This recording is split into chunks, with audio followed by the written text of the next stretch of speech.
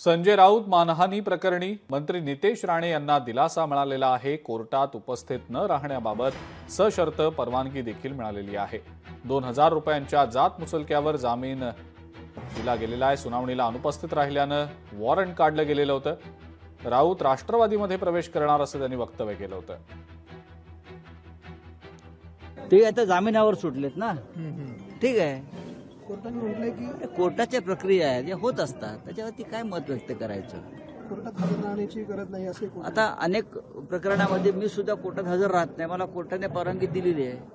ते राज्याचे मंत्री आहेत, विधानसभेचे सदस्य आहेत, मी राज्यसभा सदस्य, अशा प्रकारची सवलत मिळते। त्यात काय नियमबाह्य काय नाही। संजय राऊत देखील नाशिकमध्ये आहेत, परंतु ते कार्यक्रम सोडून मुख्यमंत्र्यांच्या भेटीसाठी गेले होते। म्हणजे संजय राऊतचा बाजार उठला म्हणजे सगळे काय व्यवहार तोच बघायचा ना, म्हणजे बाजार उठला तो पण आता राहणार नाही, म्हणजे हम दो और हमारे दो। लोकशाही मराठी ऐका, पहा, जागरूक रहा।